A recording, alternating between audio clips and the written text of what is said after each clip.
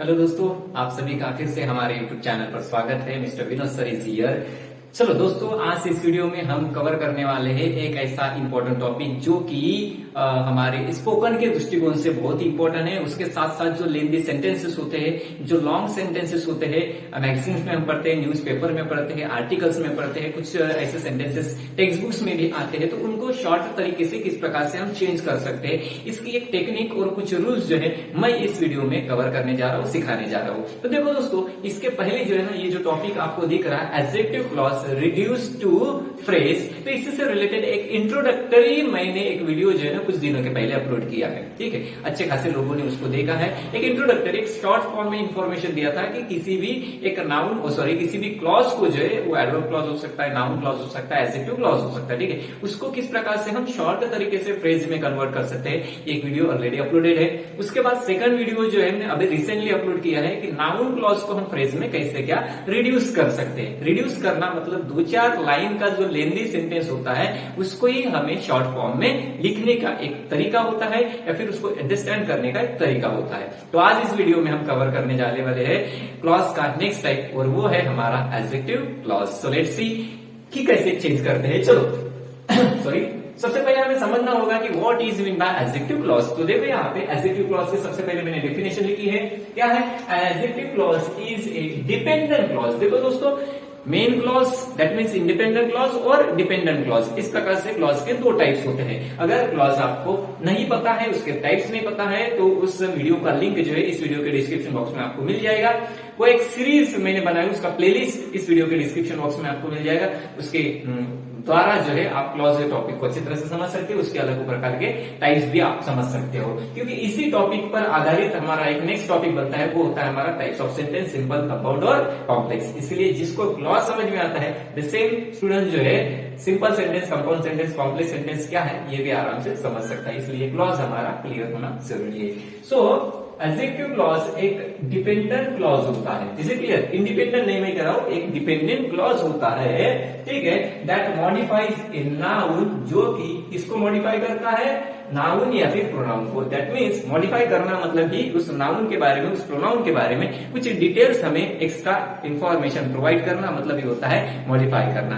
तो सिंपल से तरीके से अगर मैं बताने जाऊं तो एडजेक्टिव क्लॉज एक ऐसा डिपेंडेंट क्लॉज है जो कि नाउन के बारे में, प्रोनाउन के बारे में use in that same sentence हमें ज्यादा डिटेल इंफॉर्मेशन प्रोवाइड करता है। That is said to be adjective clause.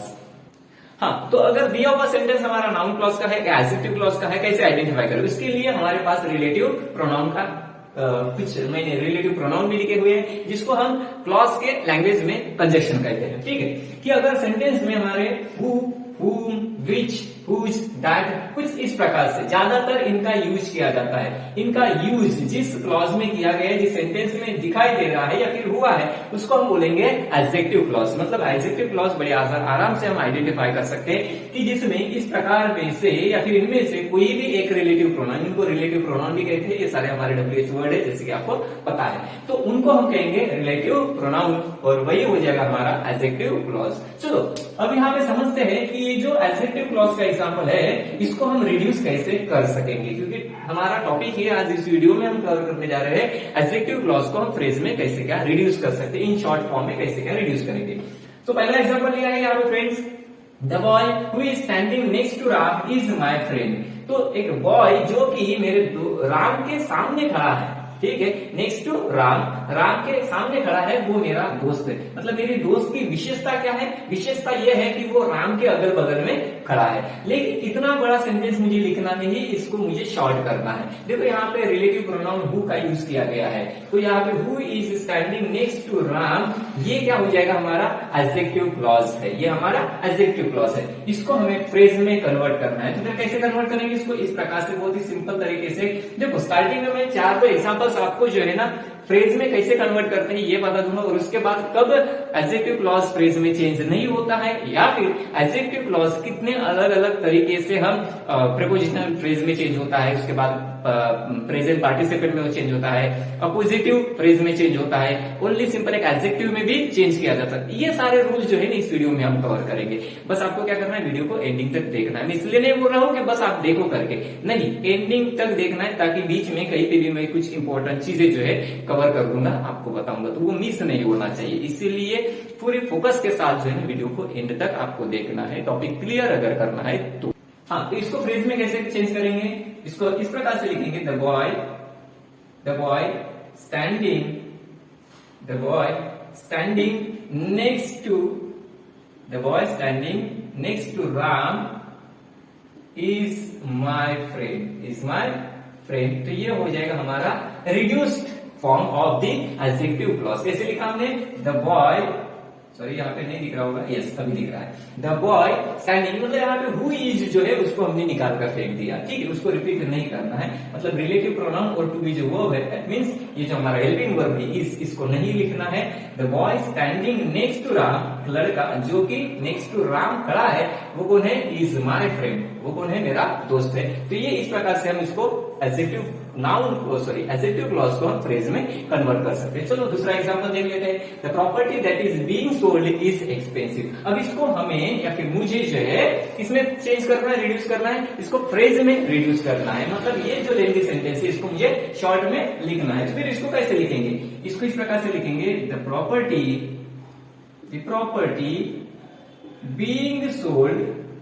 being sold is expensive. Is it clear? The property being sold is expensive हो गया हमारा फ्रेज में चेंज, मतलब एडजेक्टिव क्लॉज को हमने फ्रेज में रिड्यूस कर दिया है। थर्ड एग्जांपल देखो, a book that was published last year is amazing। तो फिर इसको भी हमें फ्रेज में कन्वर्ट करना है, तो फिर हम करेंगे her book, ध्यान देना है, फुल कंसंट्रेशन रखना है, बहुत ही इंपॉर्टेंट टॉपिक है। बड़े बड़े सेंटेंसेस को शॉर्ट में कैसे लिखे और किस प्रकार से उसको हम बोलते समय में यूज कर सकते हैं, क्योंकि रिसेंटली जो है ना एक स्टैंडर्ड इंग्लिश मानी जाती है कि नाउन क्लॉज को या फिर क्लॉज को फ्रेज में यूज करना या फिर लिखना। So her book published, is it clear, published last year is amazing. तो यहाँ पे देखने वाली और समझने वाली चीज ये है मेरे दोस्तों कि जो रिलेटिव प्रोनाउन है उसके साथ आया हुआ जो हमारा हेल्पिंग वर्ब है हमने उसको नहीं यूज किया है, ठीक है, यहाँ पे भी नहीं है, यहाँ पे भी यूज नहीं किया है और यहाँ पे भी हमने यूज नहीं किया है। देख सकते हो आप, तीनों तरीके के एग्जांपल में हमने एडजेक्टिव क्लॉज को जो है किसमें चेंज किया है, फ्रेज में चेंज किया है, लेकिन कहीं पे भी हमने रिलेटिव प्रोनाउन को रिपीट नहीं किया है। तो ये 3 एग्जांपल्स हो गए और 2-3 एग्जांपल्स के द्वारा इसको मैं समझा देता हूँ। फिर हम बात करेंगे नेक्स्ट रूल की। देखो दोस्तों, अब एग्जांपल हम 4 और 5 इसको भी अंडरस्टैंड कर लेते हैं। ज्यादा मैं आपको मतलब ऐसे काली कसरा नहीं बताऊंगा, काली कसरा मतलब वो ऐसे एग्जांपल्स देंगे फिर समझता कुछ भी नहीं है। बस 4 एग्जांपल्स, इसके पहले 3 एग्जांपल हो गए, ये 2 और एग्जांपल मैं समझा देता हूँ। He is not one of the people who are happy for you. He is not one of the people, वो कौन नहीं है जिसकी विशेषता क्या है, जो कि आपके लिए खुश है या फिर आपको खुश देखकर जो खुद खुश होता है, ऐसा व्यक्ति वो नहीं है। ऐसे जो लोग हैं उनमें से ये इंसान नहीं है, ऐसी बात से नहीं है। अब इसको भी हमें फ्रेज में कन्वर्ट करना है, तो फिर कैसे करेंगे, अब इस प्रकार से लिखेंगे, ही is not one of the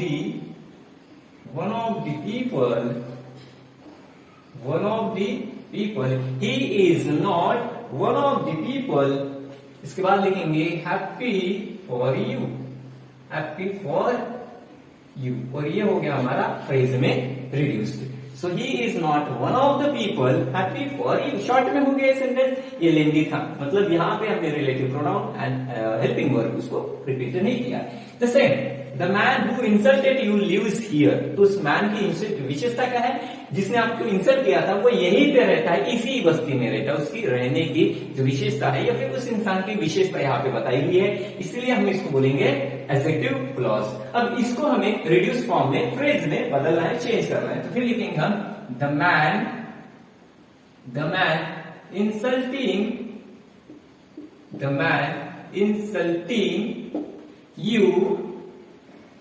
you lives here। तो ये भी हो गया हमारा एक phrase. The man insulting you lives here, जो कि एडजेक्टिव क्लॉज को हमने रिड्यूस किया है इन फ्रेज फॉर्म में, और हमारा एग्जांपल था the man who insulted you lives here. So guys, मुझे ऐसा लगता है कि इन 5 एग्जांपल से आपको समझ में आ गई होंगी ये कंसेप्ट कि किस प्रकार से एडजेक्टिव क्लॉज को हम रिड्यूस कर सकते हैं in the form of the phrase. ये 5 एग्जांपल्स हो गए। अब कुछ रूल्स की भी बात कर लेते हैं कि किस कंडीशन में हम एडजेक्टिव क्लॉज को चेंज कर सकते हैं, रिड्यूस कर सकते हैं एक फ्रेज के फॉर्म में, और उसके साथ साथ किस अलग अलग तरीके से हम एडजेक्टिव क्लॉज को फ्रेज में बदल सकते हैं। लेकिन कौन कौन सी वो फ्रेज रहेंगे जिसमें हम बदल सकते हैं, तो वो कंडीशंस और कुछ रूल्स भी देखते हैं। चलो आगे बढ़ते हैं। देखो यहाँ पे एक रूल मैं लेके आया हूं आप लोगों के लिए। क्या रूल है? What can an adjective clause get reduce to, मतलब जो हमारा एडजेक्टिव क्लॉज होता है, उसको हम कितने अलग अलग तरीके से फ्रेज के फॉर्म में रिड्यूस कर सकते हैं। आई मीन उसको कितने अलग अलग फॉर्म में हम रिड्यूस कर सकते हैं। तो देखो यहाँ पे एडजेक्टिव क्लॉज जो है हम इतने अलग अलग तरीके से चेंज कर सकते हैं। Total number of reduce forms are 6। तो देखो हम एडजेक्टिव क्लॉज को एक सिंगल वर्ड एडजेक्टिव के फॉर्म में चेंज कर सकते हैं। वो कैसे? अभी ये सब पढ़कर आप कंफ्यूज हो जाओगे कि how can we reduce adjective clause in all these forms. तो ये सभी फॉर्म्स में कैसे चेंज किया जाता है उसके एग्जांपल्स में मैं देता हूँ। टेंशन लेने की बात नहीं है, सब क्लियर कर दूंगा, डाउट एक भी नहीं रखूंगा। लेकिन फिर भी अगर डाउट रहता है तो कमेंट्स कर सकते हो ना। और हाँ, वीडियोस अगर लाइक नहीं किया है तो लाइक करो मेरे दोस्तों, ज्यादा से ज्यादा लोगों ने लाइक करना है और शेयर भी करना है। रिक्वेस्ट करूंगा कि इस वीडियो को कम से कम आप 2 व्हाट्सएप ग्रुप में शेयर करो, बहुत ही जरूरी है। और आपको मतलब ये कहना पड़ रहा है, यहाँ पे मैं कहना चाहूंगा कि अभी तक आपने हमारे चैनल को सब्सक्राइब नहीं किया है तो मेरे दोस्तों जल्दी से जल्दी चैनल को सब्सक्राइब करो। देखो जितने ज्यादा आप लाइक करोगे, जितने ज्यादा आप शेयर करोगे, सब्सक्राइब करोगे हमारे चैनल को, उतना ही ज्यादा मोटिवेशन हमें मिलता है। ये सारा रिसर्च करके ही आपको हम प्रोवाइड करते हैं, ऐसे नहीं कि हमारे पास सब कुछ कलेक्ट है। बहुत सारा रिसर्च करना पड़ता है, तब जाके इतना एक्यूरेसी होने वाला जो ग्रामर का टॉपिक है आप लोगों के लिए हम डेवलप कर पाते हैं। इसलिए आपके तरफ से हमें मोटिवेशन करना जरूरी है, हमें मोटिवेट रहना जरूरी है, और हमें मोटिवेट रहने के लिए आप हमें सपोर्ट करना जरूरी है। चलो दोस्तों देखते हैं। तो सबसे पहला रहेगा हमारा एडजेक्टिव फॉर्म में हम उसको चेंज कर सकते हैं। नेक्स्ट रहेगा हमारा कि उसको एडजेक्टिव फ्रेज में हम रिड्यूस कर सकते हैं। थर्ड वन, हम उसको प्रेजेंट पार्टिसिपल में रिड्यूस कर सकते हैं। प्रेजेंट पार्टिसिपल मतलब ये होता है बिफोर मेन वर्ब का फोर्थ फॉर्म यूज करना, इज इट क्लियर? उसके बाद पास्ट पार्टिसिपल में भी हम उसको रिड्यूस कर सकते हैं सेम एडजेक्टिव क्लॉज को। नेक्स्ट रहेगा प्रीपोजिशनल फ्रेज में भी। शायद आपको सुनकर अचंभा होता होगा कि प्रीपोजिशनल फ्रेज में कैसे क्या चेंज होता है। बिल्कुल होता है, मैं प्रूव करके दिखाऊंगा, एग्जांपल्स में दूंगा, ठीक है। उसके बाद अपोजिटिव फ्रेज में भी हम इस एडजेक्टिव क्लॉज को चेंज कर सकते हैं, रिड्यूस कर सकते हैं। चेंज करना आई मीन रिड्यूस करना। देखते हैं अब इनके कुछ एग्जांपल्स मतलब सभी मैं रिड्यूस फॉर्म के एग्जांपल्स यहाँ पे आपके सामने दे रहा हूँ, फिर मैं क्लियर कर दूंगा या फिर वो ऑटोमेटिकली क्लियर हो जाएगा कि इस प्रकार से इसको रिड्यूस किया जाता है इतने अलग अलग तरीके से। शायद आपको ये पता थी बात, लेकिन नहीं, मैं पूरा कवर कर दूंगा। बस आपका सपोर्ट चाहिए और जल्दी से जल्दी वीडियोस को लाइक करना है, शेयर भी करना है। देखते हैं examples.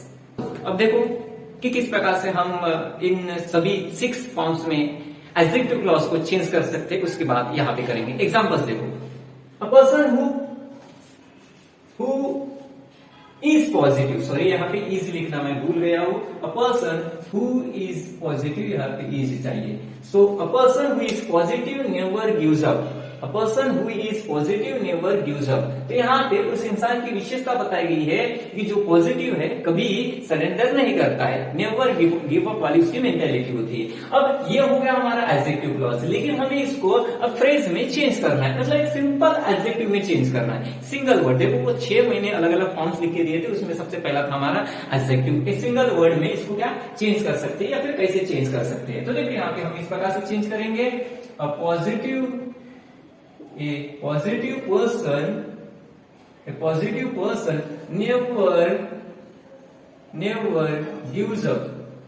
never gives up। A positive person never gives up। तो ये जो पूरा का पूरा एडजेक्टिव क्लॉज था, who is positive never gives up, इसको एक सिंपल वर्ड में हमने चेंज कर दिया। क्या कर दिया है, ये जो पॉजिटिव है इसको हमने पर्सन के पहले मतलब उस सब्जेक्ट के पहले पुट कर दिया, लिख लिया, और इस प्रकार से पूरा का पूरा एडजेक्टिव क्लॉज जो है एक सिंगल वर्ड की वजह से एक फ्रेज में बदल गया है। मतलब ये है एक सिंगल वर्ड एडजेक्टिव हमने यूज किया कौन सा एडजेक्टिव था हमारा? पॉजिटिव। ठीक है, यही हमारा एडजेक्टिव था। दिस वे गाइस हमने इस पूरे एडजेक्टिव क्लॉज को एक सिंगल सेंटेंस में कन्वर्ट कर दिया, मतलब एक सिंगल एडजेक्टिव का यूज करके इसको हमने एक दूसरे फॉर्म में कन्वर्ट कर दिया, रिड्यूस कर दिया है। अब सेकंड एग्जांपल देखो, we can't deal with a person who is as crazy as you. We can't deal with a person who is as crazy as you. अब ये जो है हमारा पूरा लिखा हुआ, ये है हमारा एडजेक्टिव क्लॉज। अब इसको हम चेंज करेंगे एडजेक्टिव फ्रेज में, मतलब रिड्यूस करेंगे एडजेक्टिव फ्रेज में। कैसे रिड्यूस करेंगे? देखो यहाँ पे ध्यान देना है।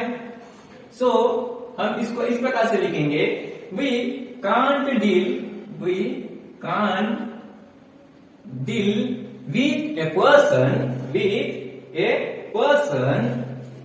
With a person. ध्यान देना है बस आपको, मैं क्या कर रहा हूं, यहां तक ठीक है। A person, sorry, we can't deal with a person, ठीक है। उसके बाद लिखना है एज क्रेजी एज यू, ठीक है। जो कि आपके जैसा क्रेजी पर्सन है उसके साथ हम डील नहीं कर सकते।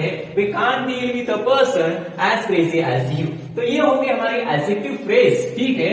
As crazy as you, person as crazy as you, ये हो गई हमारी एडजेक्टिव फ्रेज। और इस प्रकार से एक एडजेक्टिव क्लॉज को हमने एडजेक्टिव फ्रेज में रिड्यूस कर दिया। समझ में आ गई बात? चलो ठीक है, बस कंसंट्रेशन रखना है, पूरा का पूरा फोकस आपका इधर होना चाहिए, तो आपको ये सारी चीजें क्लियर हो जाएगी। और समझने वाली ना समझने वाली बात तो कुछ है ही नहीं, बहुत ही इजीएस्ट लैंग्वेज में एकदम प्राइमरी लेवल पर मैं आपको लेके जाके एक्सप्लेन कर रहा हूँ, इसलिए आई होप ये सारी चीजें आपको समझ में आ रही होगी। चलो third example, the train that is standing at the platform is going to Delhi. अब ये जो सेंटेंस है ये क्या है? ये हमारा एडजेक्टिव क्लॉज का सेंटेंस है, लेकिन अब इसको हम रिड्यूस करेंगे प्रेजेंट पार्टिसिपल के फॉर्म में। फिर कैसे क्या चेंज करेंगे? देखो see here, look at here, the train, ठीक है, standing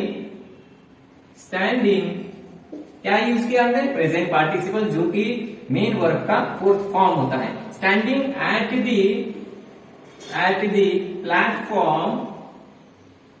the platform is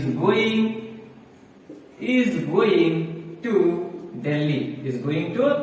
Delhi। So ये जो है एडजेक्टिव क्लॉज है, that is, तो ये जो कंजक्शन है, ठीक है, that और ये जो हेल्पिंग वर्ब है is, इसको दोनों को हमने निकाल कर साइड में रख दिया और डायरेक्ट हमने स्टैंडिंग मतलब प्रेजेंट पार्टिसिपल यहाँ पे यूज किया है। अगर पार्टिसिपल में आपको डाउट्स है या फिर पार्टिसिपल टॉपिक क्लियर नहीं है तो उस वीडियो का लिंक इस वीडियो में मिल जाएगा। इस वीडियो के डिस्क्रिप्शन बॉक्स में वो देख लेना कि पार्टिसिपल्स क्या होते हैं। 3 अलग अलग प्रकार के पार्टिसिपल्स होते हैं जो कि वर्ब्स के फॉर्म है, एक प्रेजेंट पार्टिसिपल, पास्ट पार्टिसिपल और परफेक्ट पार्टिसिपल। तो वो भी आपको तीनों चीजें वहां से क्लियर कर देना है, ठीक है। सो हमने इसको प्रेजेंट पार्टिसिपल में कन्वर्ट किया है, रिड्यूस किया है। The train standing at the platform is going to Delhi. तो गाइस ये थे हमारे 3 एग्जांपल्स, और 3 बचे हुए हैं, उसको भी मैं क्लियर कर देता हूं। बस आपको समझना है और वीडियोस को लाइक करना है।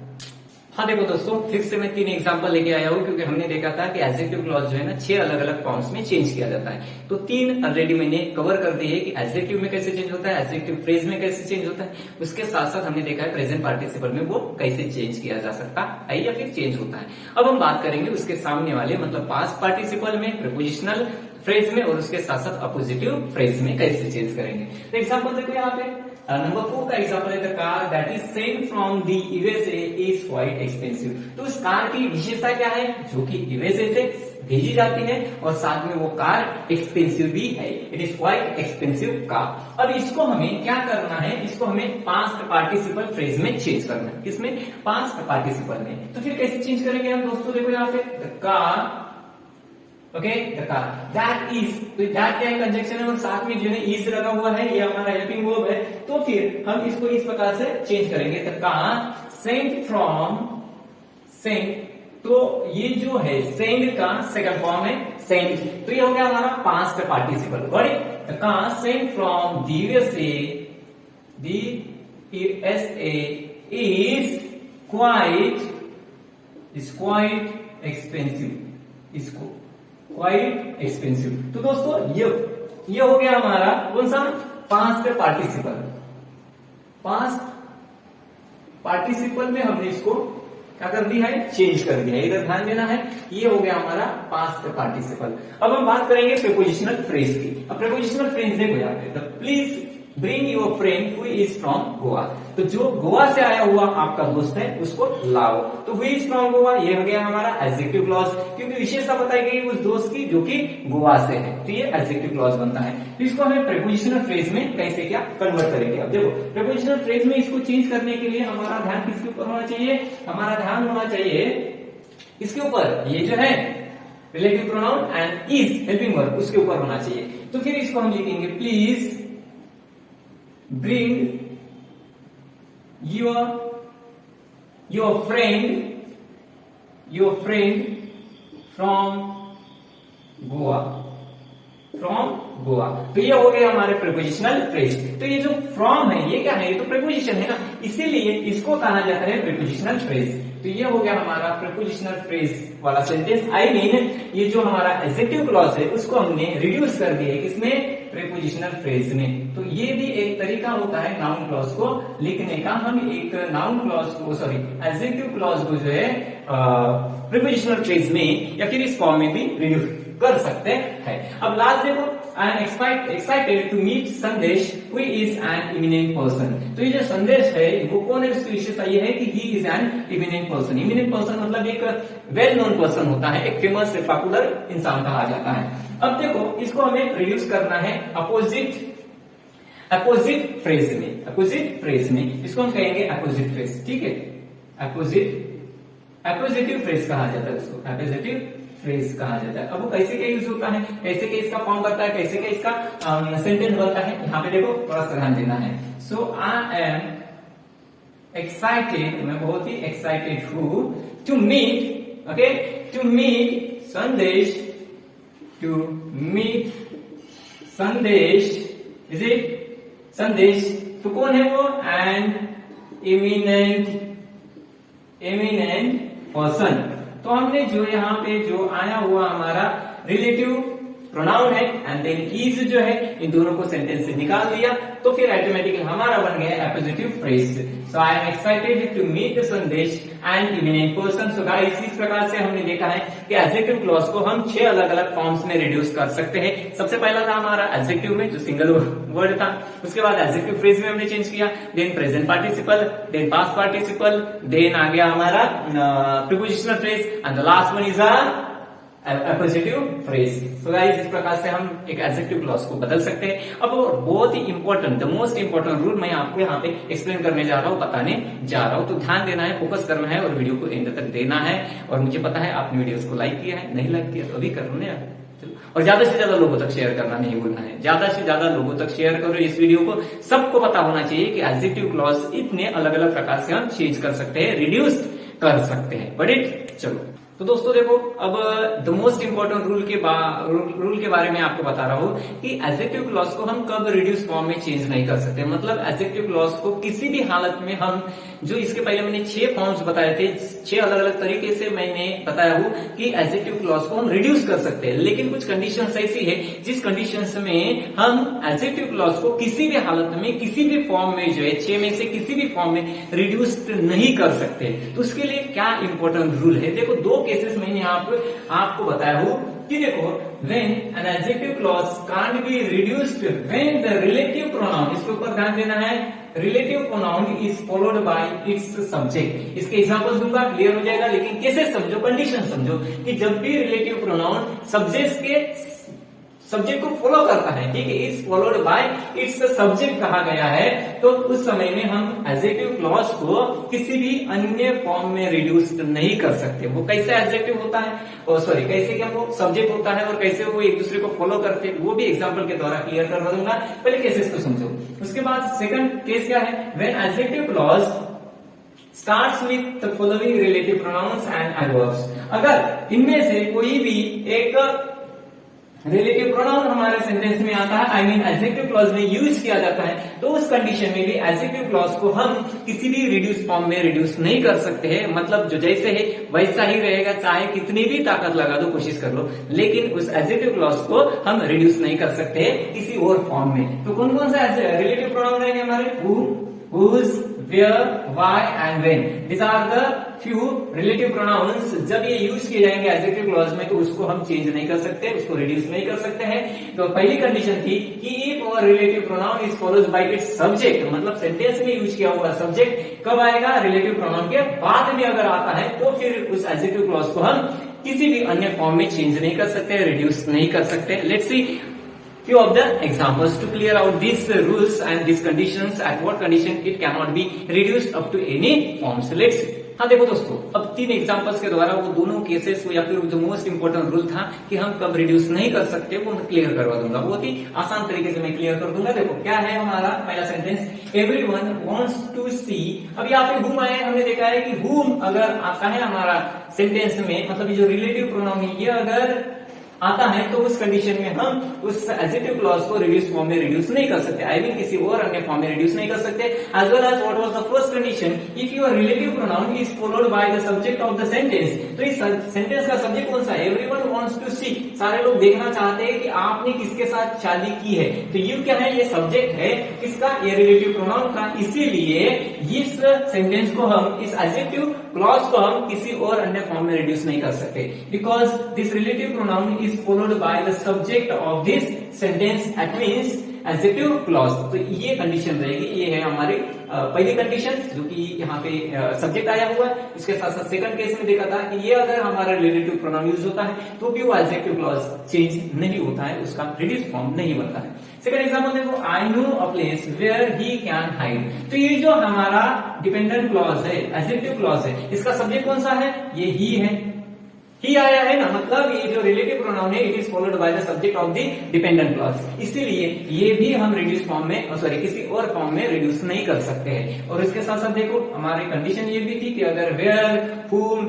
when इस प्रकार के अगर रिलेटिव प्रोनाउन आते हैं तो भी उस एडजेक्टिव क्लॉज को हम चेंज नहीं कर सकते किसी और अन्य फॉर्म में। तो दोनों एग्जांपल समझ में आ गए। सेकंड और थर्ड एग्जांपल देखो, the time when I am done is not coming any soon. तो यहाँ पे हमारा जो डिपेंडेंट क्लॉज है, एडजेक्टिव क्लॉज है, वो कौन सा है, when I am done is not coming any soon. और द टाइम ये हो गया हमारा independent clause, and when I am done is not coming any soon. तो ये जो है हमारा एडजेक्टिव क्लॉज है, ठीक है। तो ये जो है व्हेन, यहाँ पे रिलेटिव प्रोनाउन आया है व्हेन, उसके साथ साथ ये जो डिपेंडेंट क्लॉज है, आई मीन ये जो एडजेक्टिव क्लॉज है, इसका जो सब्जेक्ट है कौन सा है, आई। कंडीशन क्या थी, when your relative pronoun is followed by the subject of its, ठीक है। तो फिर उस कंडीशन में उस एडजेक्टिव क्लॉज को हम किसी और फॉर्म में चेंज नहीं कर सकते, रिड्यूस नहीं कर सकते। तो आई होप ये जो मोस्ट इंपोर्टेंट रूल था ये आपको समझ में आ गया होगा। ये दो केसेस मैंने बताए वो भी समझ में आएगी, और ये जो 3 एग्जांपल्स है इसके द्वारा उस रूल को मैंने क्लियर कर दिया हो। उसके साथ साथ कितने अलग अलग फॉर्म्स में हम एडजेक्टिव क्लॉज को चेंज कर सकते हैं, रिड्यूस कर सकते हैं, वो भी क्लियर कर दिया हो। एडजेक्टिव क्लॉज क्या होता है, उसमें यूज किए जाने वाले जो रिलेटिव प्रोनाउन है वो कौन से होते हैं, उसके साथ साथ कुछ 6 एग्जांपल्स जो है ना, 5-6 एग्जांपल्स मैंने वो आपको एडजेक्टिव क्लॉज को रिड्यूस करके भी दिखाया हो, बताया हो। तो आई होप इस वीडियो में जितना भी ज्यादा से ज्यादा पार्ट मैंने कवर कर लिया है वो आपको समझ में आ गया होगा। अगर फिर भी कुछ डाउट्स होते हैं तो आप कमेंट्स करो, डायरेक्टली कमेंट्स करो, और ये भी कमेंट्स कर सकते हो आप कि कोई अन्य वीडियो या फिर अन्य कोई टॉपिक से रिलेटेड कोई वीडियो चाहिए, कोई अगर ग्रामर से रिलेटेड कंफ्यूजन है, डाउट्स है, क्वेश्चन है, क्वेरीज है, तो बिंदास होकर आप कमेंट्स करो। और फाइनली जो है, अभी तक हमारे चैनल को सब्सक्राइब नहीं किया तो मेरे दोस्तों चैनल को सब्सक्राइब करना है, वीडियो को लाइक करना है, ज्यादा से ज्यादा लोगों के साथ शेयर करना भी है, और दिया हुआ नोटिफिकेशन का जो बेल आइकन है उसको दबाओ। उसके साथ साथ वहां पे जो 3-4 ऑप्शन थे उसमें से ऑल ऑप्शन को सिलेक्ट करना है, एंड इस प्रकार से जो है ना आपकी रिस्पॉन्सिबिलिटी खत्म हो जाएगी। इट मीन्स आपने हमें जबरदस्त तरीके का सपोर्ट दिया है और सपोर्ट कर रहे, प्रतीत हो जाएगा, इंडिकेशन मिल जाएगा हमें। और इसी प्रकार से आपके सपोर्ट की वजह से, मोटिवेशन की वजह से, आपके ब्लेसिंग्स की वजह से हम इसी प्रकार के जबरदस्त वीडियो जो है ना डेवलप करते जाएंगे, और आप लोगों की मदद के लिए अपलोड भी करते जाएंगे। इसी प्रकार से हम सिखाते रहेंगे। तो मेरे दोस्तों finally thanks for watching this video and thank you for your support. Thanks lot. मिलते हैं अगली वीडियो में कुछ अन्य टॉपिक के साथ, तब तक के लिए अपना ख्याल रखो। Good bye, thank you.